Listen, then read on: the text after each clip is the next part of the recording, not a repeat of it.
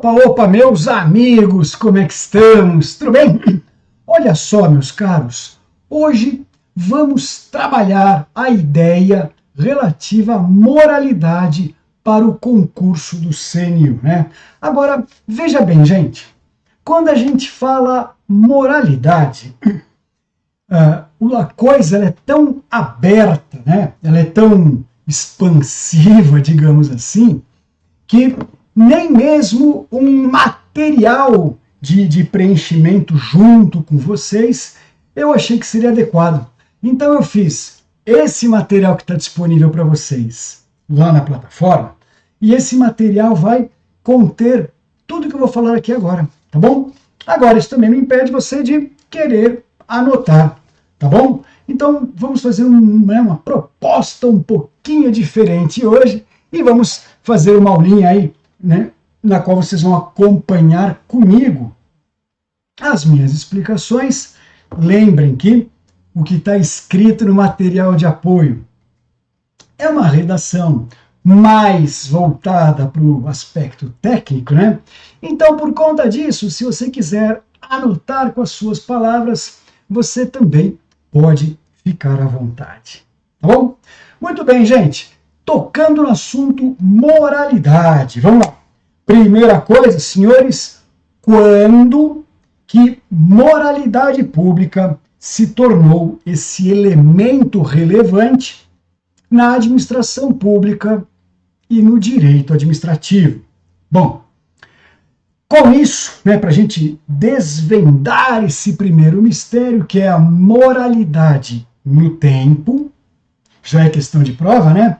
Basta nós lembrarmos das características dos chamados modelos patrimonialistas ou estilos do patrimonialismo de gerir e administrar tanto a coisa pública como a vida em coletivo do pessoal. Lá no patrimonialismo, senhores, nós tínhamos aquela enorme confusão entre o público e o privado, porque o Estado era do rei, o Estado era do soberano. E, portanto, ele era o dono, digamos assim, da coisa pública e da força pública. Paralelo a isso, nesse período, nós não tínhamos leis regendo estes elementos. Por conta disso, senhores, o rei ou soberano no patrimonialismo, ele exercia a força pública do Estado independente de qualquer caráter moral, certo? Então não existia lá no patrimonialismo, né, limites ou sequer restrições ao uso amoral ou até imoral da máquina pública e da coisa pública. Perfeito? Só um detalhe, vocês sabem a diferença entre amoral e imoral, né? Amoral é aquele que não tem o senso entre o certo e o errado, ele não distingue entre o certo e o errado, né? O dever e o não dever, o poder e o não poder. Então, amoral é aquele que é neutro quanto às questões de moralidade, honestidade e tudo mais. Então, esse é um amoral, ele é neutro. O imoral, não. O imoral é aquele que vai agir no sentido de violar o sentido ou o sentimento de moralidade. Joia? Então, recapitulando do jeitinho que está no nosso texto aí, então o primeiro ponto que nós temos é moralidade no tempo, para a gente descobrir quando que ela foi introduzida dentro da gestão da coisa pública. E aí, nós vimos que no período patrimonialista não tinha. Então, não é que a gente vai falar que no período patrimonialista, cuidado com isso, que é questão de prova, tá?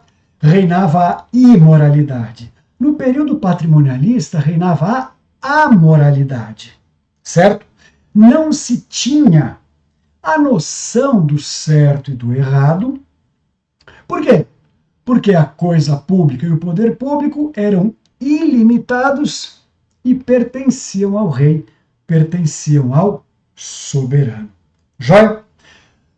Para acabar com essa gestão abusiva, ocorreu um movimento chamado Iluminismo. E o Iluminismo, que teve suas raízes mais fortes lá na França, veio para introduzir, né, o tal do modelo burocrático, no sentido de combater e erradicar todos os traços e posições amorais do patrimonialismo.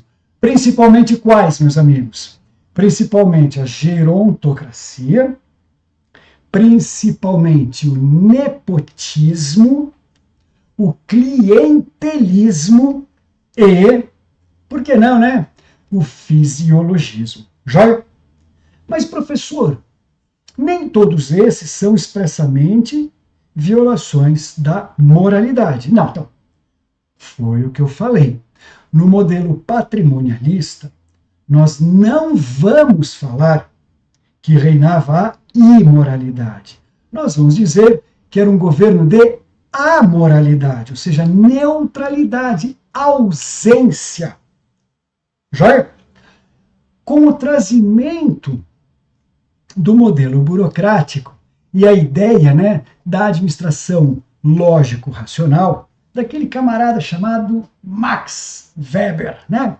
Com o trazimento da burocracia, então, o conceito de moralidade começou a ser construído, porque foram instituídos limites ao poder, foram definidas finalidades e objetivos, né, da máquina pública, e estes elementos foram todos eles, digamos assim, costurados com as respectivas ilicitudes, ou seja, quem não quisesse corresponder a estas perspectivas de limites ao poder, de condicionamento ao poder e tudo mais, passaria a agir de uma maneira ilegal. Então, entenda, durante o modelo patrimonialista, vigorava a amoralidade, né? Então, era uma ausência de conceito, uma ausência de sentido na expressão. Com o trazimento do modelo burocrático, as coisas mudaram e agora passa a existir o certo e o errado, o limite e a proibição de ultrapassar o limite, a finalidade específica e o desvio de finalidade. Então, escreva com suas palavras para você entender bem, tá? Com o trazimento ou introdução da burocracia e da chamada estrita legalidade, o que nós tivemos foi a criação dos parâmetros entre certo e errado, né? Permitido, não permitido, limite, além do limite, finalidade, desvio de finalidade.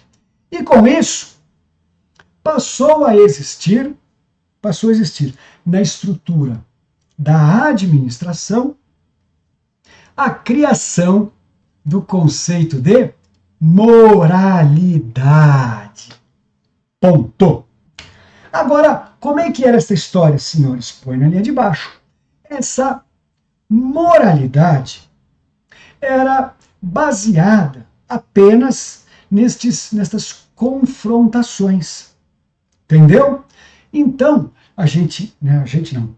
mas o modelo burocrático renuncia àquela amoralidade e agora diz, presta atenção, quem cumprir o que está estabelecido na lei vai agir de forma moral.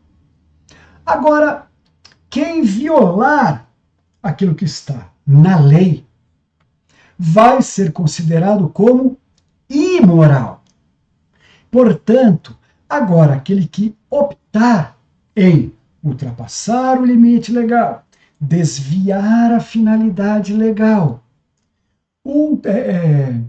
desconsiderar a obrigação legal, passa a ser agora imoral. Beleza? Joia! Então, com isso, já entendemos a historicidade e quando surge moralidade, certo?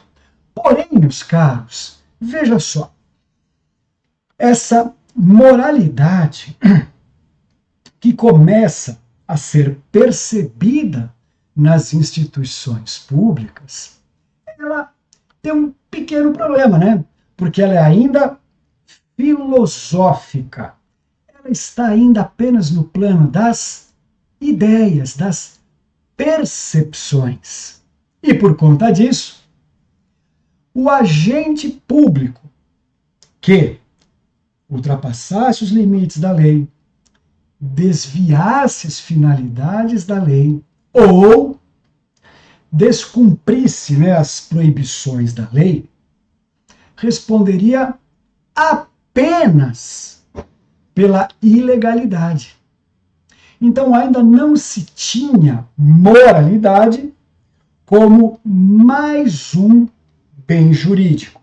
Então entenda, o modelo burocrático trouxe os fundamentos para que a gente abrisse mão da amoralidade patrimonialista e ingressasse no universo do certo e do errado, do dever e do não dever, do poder e do não poder, fazendo com que aquele que optasse, aquele que agisse através, né, das maneiras desaprovadas pela lei, passasse a ser considerado imoral na estrutura da administração. Mas esta imoralidade ainda não era punível por si só. E então, no período burocrático, a violação da moralidade implicava basicamente no reconhecimento da ilegalidade do que foi praticado. Nos 3 vetores principais que eu te falei, tá? Que é ultrapassar os limites, enfrentar as proibições, né? Ultrapassar as proibições e desviar as finalidades. Joia? Contudo, meus amigos, mais recentemente, quando a gente ingressou na fase do chamado paradigma pós-burocrático, que é a fase da chamada desburocratização da administração, que no Brasil começou em 1967, quando foi editado o Decreto-Lei 200, que criou a estrutura da administração indireta.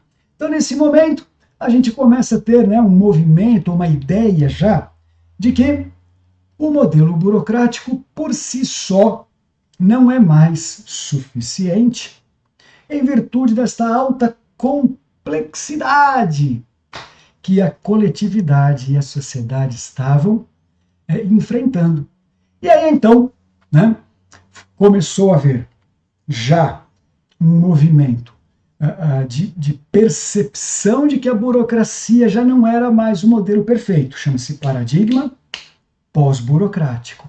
Mas a gente ainda não começou o programa da desburocratização. Isso vai começar um pouquinho mais para frente. Perfeito? Bom, com digamos assim, o término do período burocrático e a preparação para a introdução do modelo gerencialista, daí então surge ou nasce moralidade, senhores, como sendo um bem jurídico e não apenas uma percepção.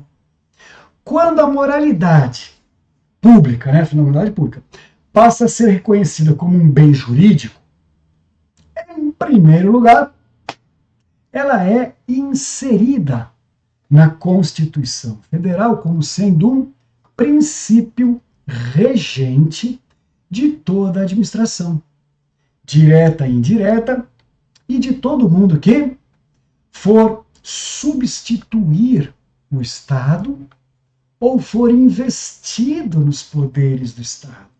Certo?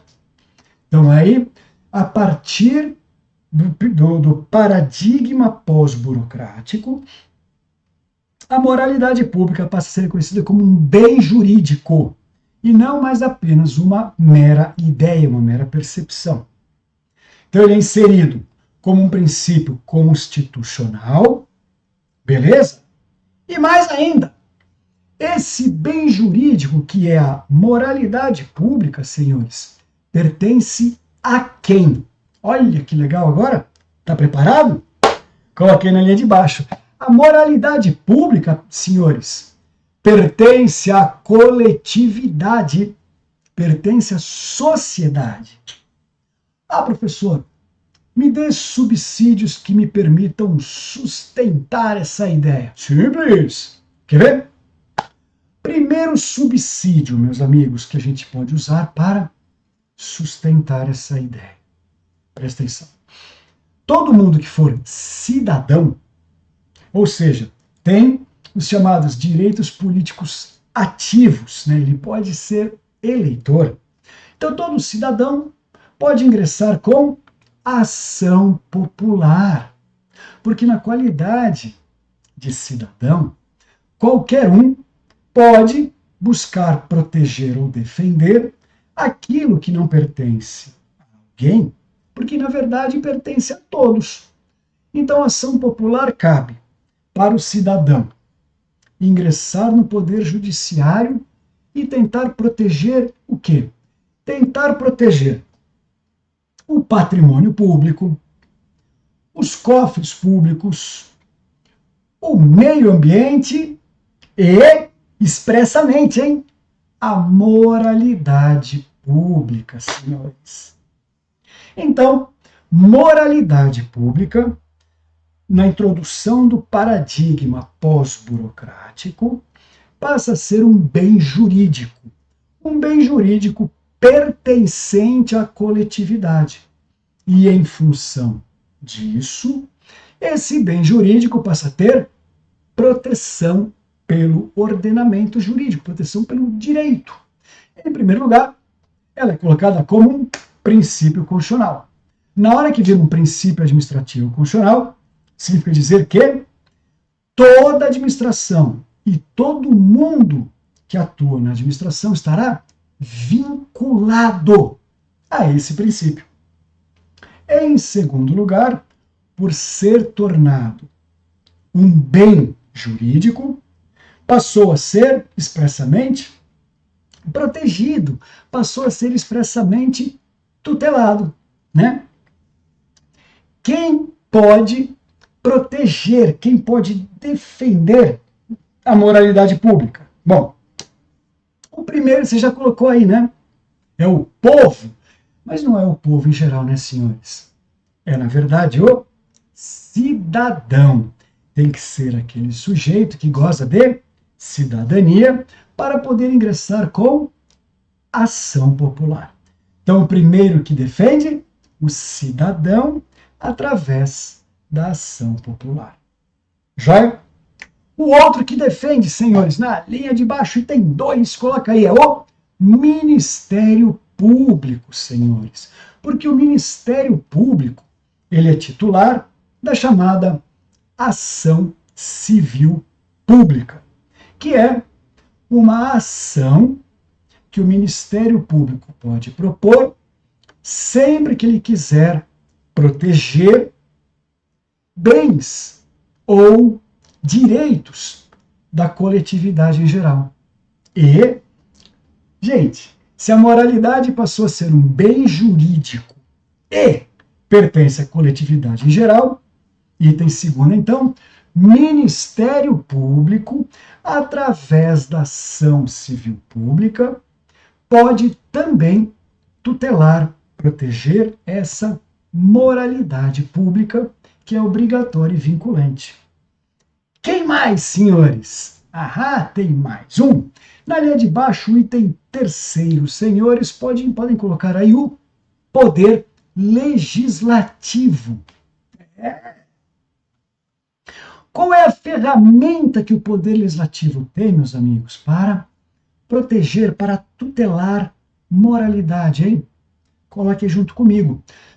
O legislativo pode apurar, né, no sentido de investigar, violações da moralidade administrativa através das CPIs, meus amigos, Comissão Parlamentar de Inquérito, ok? Então, o objeto principal da CPI é investigar, né, apurar violações cometidas por governantes, por agentes públicos, à moralidade pública. Tá bom?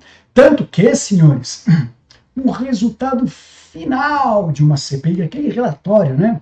É um relatório final. Aquele relatório não serve de prova no poder judiciário para já permitir uma condenação, alguma coisa assim, de jeito nenhum. Aquele relatório de uma CPI, para virar prova no poder judiciário, vai precisar ser judicializada, ou seja, aquele relatório vai ter que atravessar agora devido processo legal, com contraditório e ampla defesa. Beleza? Então, primeira coisa, você viu que no primeiro modelo de administração, modelo patrimonialista, não era correto falar em imoralidade, mas o certo era falar em amoralidade. Com o encerramento do patrimonialismo, introdução do modelo burocrático, surgem então, fixados por lei, limites, proibições e finalidade pública. Logo, agora a gente tem parâmetros objetivos entre o certo e o errado. Então agora a gente pode falar em imoralidade na administração. Porém, com a mera introdução do modelo burocrático, esta ideia, essa moralidade ou imoralidade eram apenas ideias, tá? Eram sensações, eram sentimentos da coletividade. Joia. Com o início do paradigma pós-burocrático, então, as coisas mudam.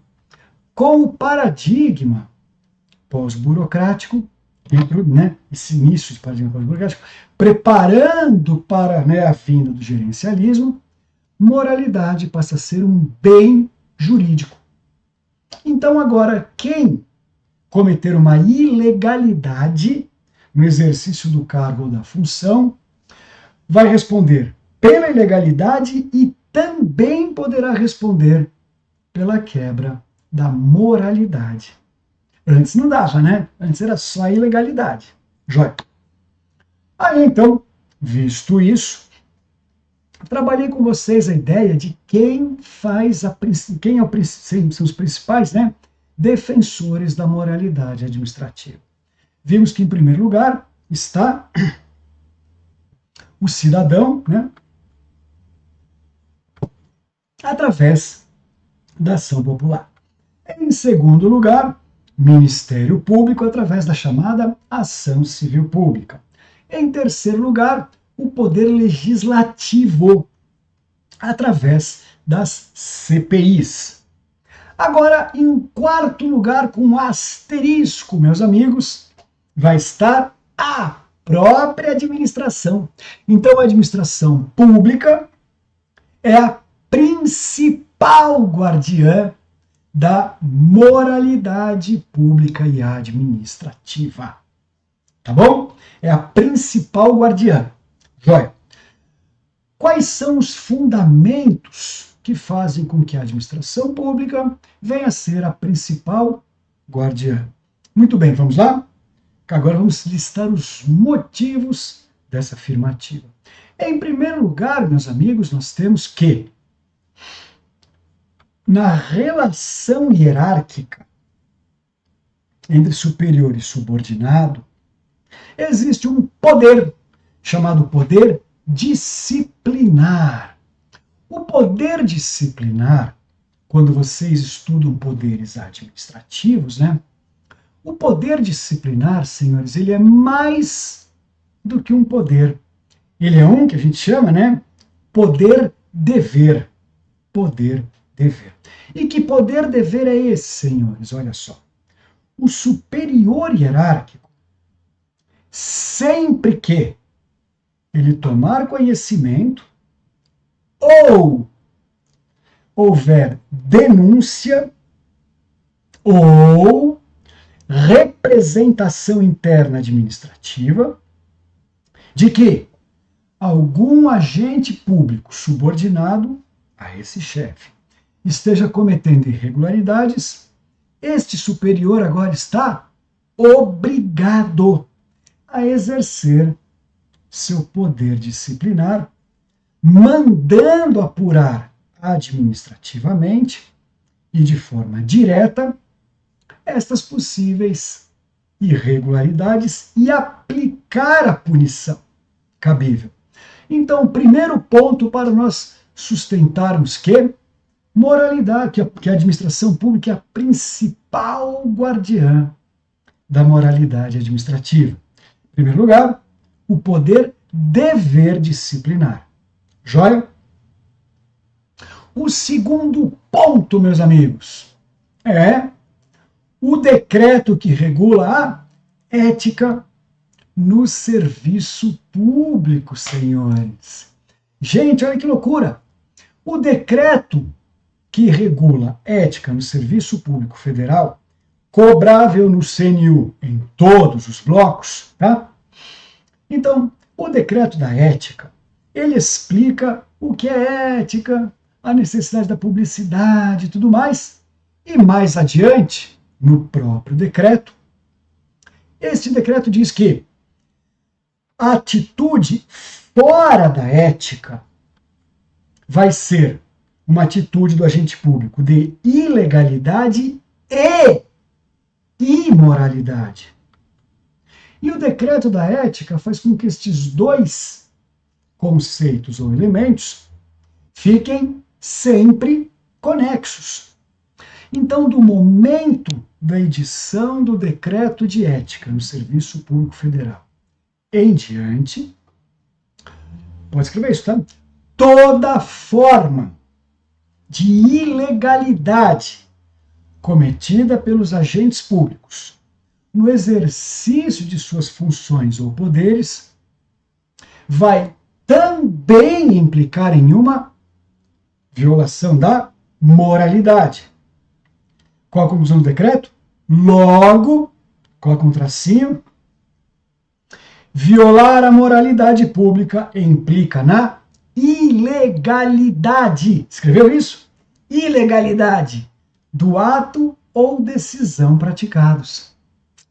Então, do nascimento do decreto de ética em diante, sempre que nós dissermos que houve uma imoralidade, uma quebra da moralidade pública por um agente público, isso vai implicar na ilegalidade daquilo que ele praticou.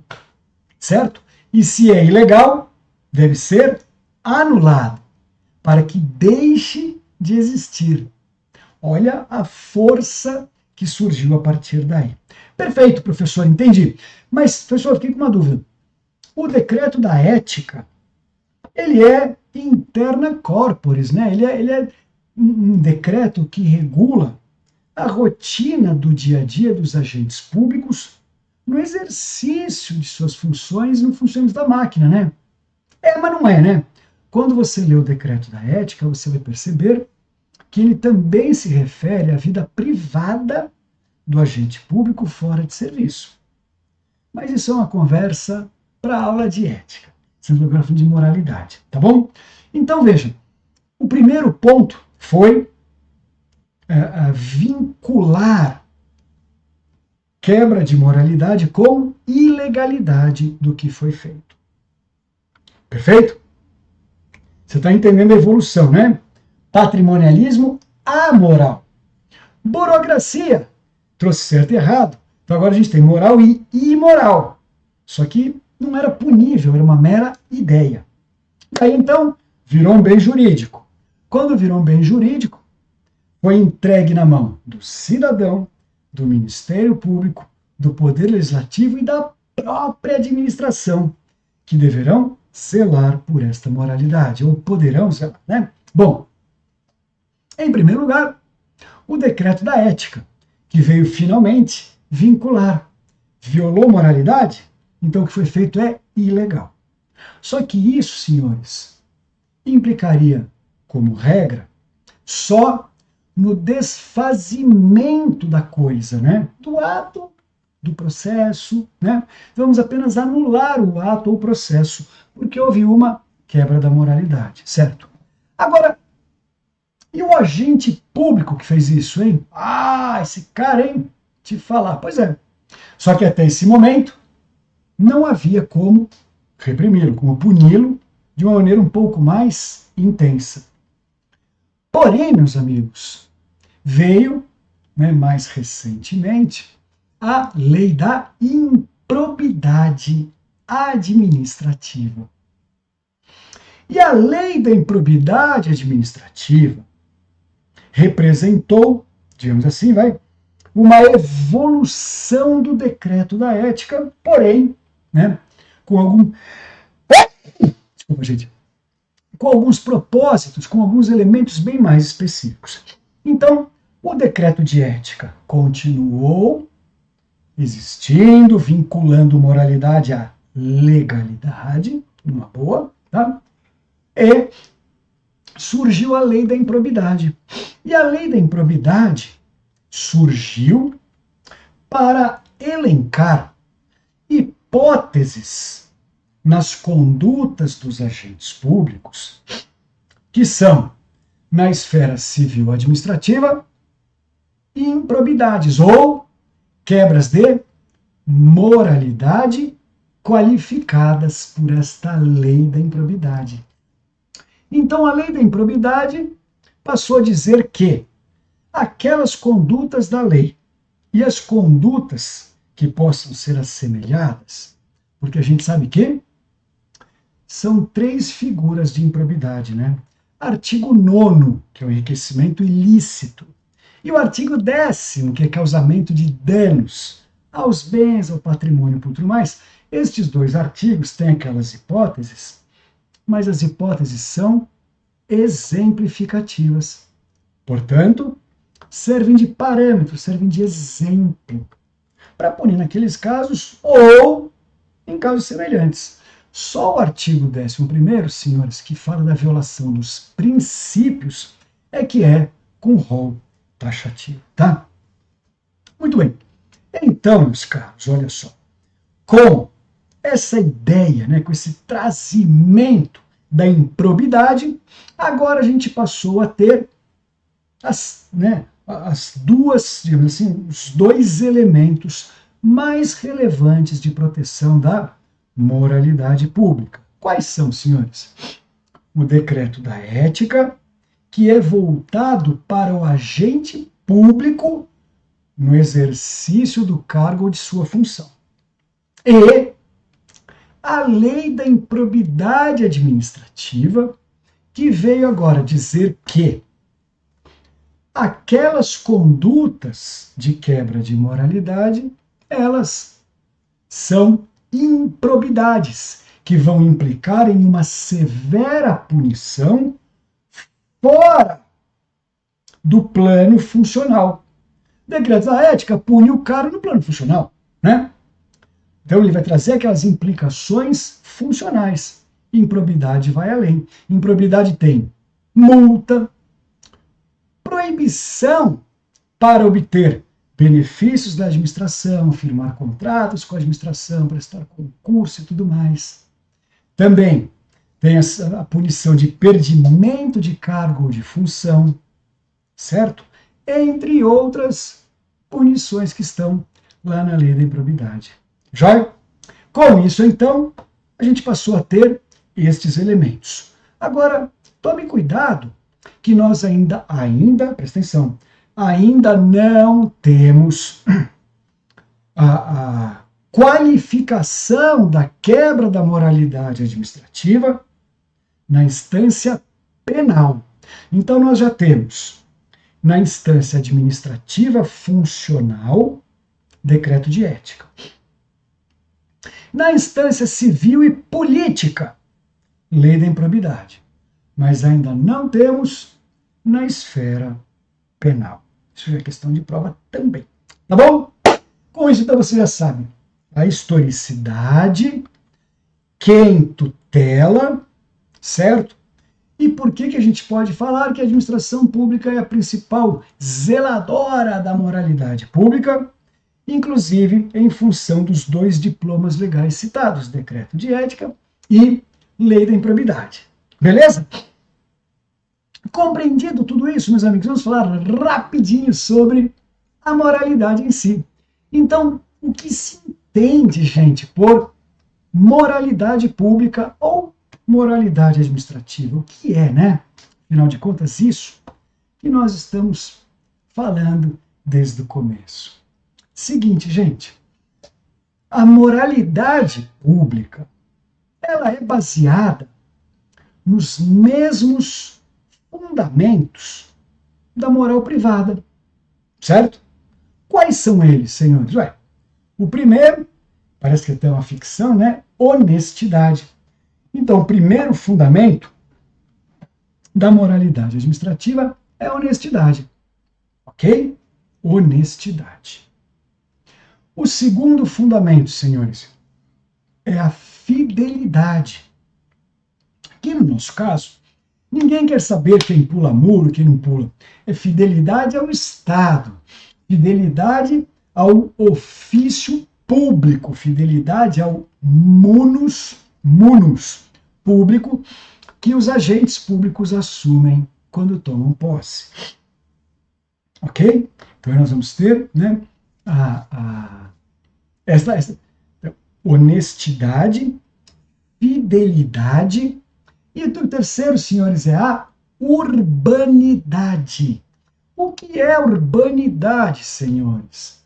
Urbanidade o que é ser urbano, né? Uma pessoa urbana. Não é aquele que mora na cidade, né? Não pense dessa forma. Quando a gente fala de urbanidade, de uma pessoa que é urbana, quer dizer que ele tem uma conduta sempre adequada, postura, entonação, suas falas, certo? Sua continência em relação a interesses privados, conversas privadas e tudo mais. Beleza? E também vai entrar aí, né, estar vestido adequadamente, se comportar adequadamente. Então, tudo isso integra a urbanidade. Tá bom? Então, veja, os fundamentos centrais da moralidade privada: honestidade, fidelidade, urbanidade. Quando a gente joga para a administração pública ou moralidade pública, nós vamos ter honestidade, fidelidade ao Estado, urbanidade, só que nós vamos acrescentar ainda, senhores, a finalidade. Finalidade. Ela entra dentro dessa moralidade. E quando a gente fala finalidade, estamos nos referindo à finalidade pública. Como assim, professor? Melhora meu entendimento. Seguinte, quer dizer que quando um agente público exercer cargo, função, atribuição, competência que recebeu do Estado, sem ser para aquela finalidade pública específica, significará dizer que ele está começando a atender os seus próprios interesses, suas próprias vontades, ou está fazendo aquilo em benefício de terceiro. Beleza? Então, ao fazer isso, ele está violando a finalidade. Então, por isso que, né, na moralidade pública nós vamos ter um elemento a mais, dentre os mais importantes, né, que é a finalidade. Agora, amigos, tem mais um detalhe que é comparativo entre a moralidade pública e a moralidade privada. Veja só, a moralidade privada, ela ainda é apenas uma ideia. Ela ainda é apenas um sentimento. Ela não é um bem jurídico. A privada ainda não é. Por conta disso, senhores, aquilo que você tolera, né, de quebra de moralidade de uma pessoa, depende de você, tá? Porque ainda não é um bem jurídico. Então, a moralidade privada, ela admite uma certa margem de negociação, de renúncia. Então, não é correto falar que a moralidade privada seja... me falou a palavra agora. Seja indisponível. Não é correto falar. Tá? Porém, a moralidade pública é indisponível. Então, uma frase que já caiu bastante em provas é: aquilo que você tolera de violação de moralidade entre os particulares, na esfera pública não é permitido, não é tolerado. Dando a entender, gente, que essa moralidade pública ela é exigida com muito mais intensidade do que a moral privada. Até porque nós temos, no mínimo, 2 diplomas legais, né? O decreto da ética e a lei da improbidade. Perfeito até aqui? Joia? Muito bem. Avançando agora só mais um pouquinho naquilo que pode vir a ser, né, as chamadas e os detalhes, né, e assim, umas pegadinhas aí da prova que está por vir.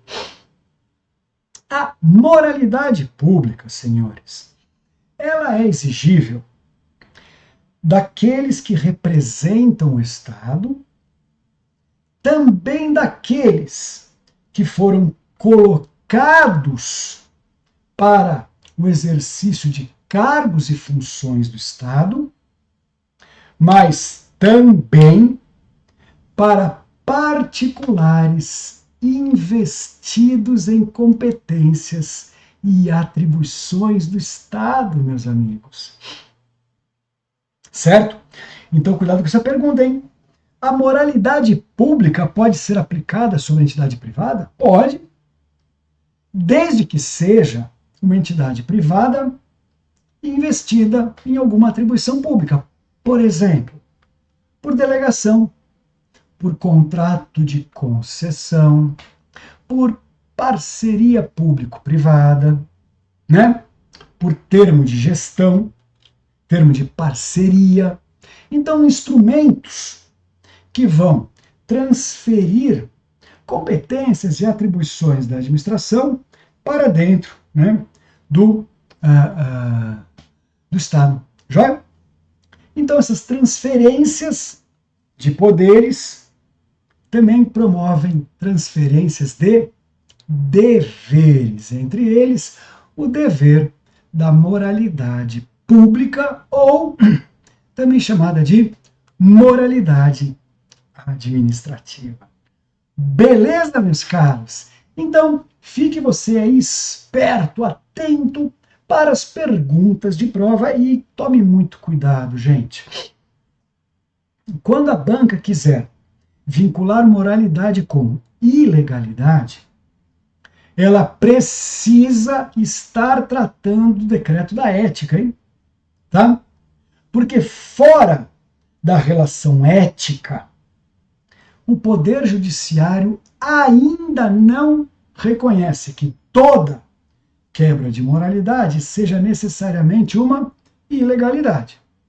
Porque reconhecer isso lá no Supremo, por exemplo, obrigaria o Supremo a estender essa ideia também para a esfera privada, o que ele não pode fazer ainda. Então vamos lá? Pondo os pingos nos is. Na prova, quando houver uma vinculação entre quebra de moralidade e ocorrência de ilegalidade, estamos trabalhando o decreto da ética no serviço público e seus dispositivos. Quando tivermos na prova a quebra da moralidade administrativa com perdimento de cargo ou função, multa, impedimento para obter benefícios e vantagens da administração, entre outras punições, aí estamos falando de moralidade no campo da improbidade. Beleza? Tirando isso, nós temos ainda possíveis perguntas sobre quem exerce a tutela da moralidade. Então você viu, é o cidadão, através da ação popular, é o Ministério Público, através da ação civil pública, o Poder Legislativo, através da CPI, e, mais importante de todos, a própria administração pública, principalmente, mas não exclusivamente, tá? Principalmente no exercício do poder hierárquico disciplinar, que é mais do que um poder, é um poder-dever, que obriga o agente superior a apurar e punir as eventuais quebras de moralidade de seus possíveis subordinados. Legal? Visto isso, então, meus caros, vocês precisam agora alinhar os seus pensamentos. Você colocar a cabeça no lugar e você vai fazer isso muito bem, resolvendo questões. Só que aí, gente, como moralidade é muito amplo, eu vou fazer uma sugestão para vocês. Quando vocês pegarem a nossa plataforma do QC, você vai colocar lá o tema, né? Moralidade, como pesquisa, e aí você coloca administração pública, direito administrativo, só que eu quero que você vá além, tá? Coloca direito constitucional, porque lá vai ser trabalhada a questão da CPI, que você tem que conhecer bem, tá? E você vai colocar também então, administração pública, direito administrativo, direito constitucional. A parte relativa aos estatutos funcionais, né, em geral. Então você vai colocar esses como disciplinas. Aí você vai colocar como palavra-chave moralidade pública e moralidade administrativa. Pesquise os dois. Baixe as questões e vocês vão ver que elas não vão fugir destes pontos que eu estou trabalhando com vocês. Então, quando a gente falar dessa moralidade pública, nós estamos falando desta parte de punição, responsabilização. Então, vocês vão ver com seus próprios olhos esta vinculação entre moralidade e ética, moralidade e improbidade, moralidade e CPI, moralidade e ação popular, moralidade e ação civil pública e moralidade interna corporis no exercício do poder hierárquico disciplinar do chefe ou do superior. Lembrando ainda que particulares estão sujeitos à moralidade privada, que não é bem jurídico, portanto, ela não é indisponível. Mas, se o particular estiver investido em cargo ou função pública, então, cuidado, hein? Nos limites dessa competência ou atribuição pública que ele estiver exercendo, ele responde pela moralidade pública. Agora, fora do exercício da atribuição pública delegada, não incide mais sobre ele moralidade pública, mas sim moralidade privada. Certo? Façam o máximo de questões que vocês puderem, porque as questões elas se repetem, se repetem, se repetem, se repetem. É uma loucura. Então, se vocês fizerem como eu falei, vai na plataforma, coloca lá, né? Palavra-chave moralidade pública e também moralidade administrativa, coloque as duas. E você vai pesquisar para direito administrativo, a administração pública, direito constitucional e os estatutos, né, a parte estatutária. Selecionou isso, pimba, pesquisa, baixa aí um caminhão de questões vai resolvendo e você vai perceber o tanto que as perguntas se repetem, se repetem e se repetem. Tá bom? Então, o nosso papo para hoje, nesta matéria, era falarmos da moralidade do jeito que pode aparecer para vocês no exame CNU. Já? Em qual bloco, professor? Todos! Todos os blocos vão pedir moralidade. Professor, eu estou assistindo a live, eu até estou inscrito no CNU, mas o meu foco principal é a Caixa. Putz, na Caixa com certeza é cobrável. Não, professor, nenhum dos dois. Eu vou para o Tribunal Superior Eleitoral Unificado. Também, e fundamental, estudar moralidade lá para o exame do TSE. Tá bom, pessoal? Então a ideia era essa. Espero que tenham gostado e que eu tenha colaborado com todos vocês. Beijos e abraços. Fiquem bem. Tchau.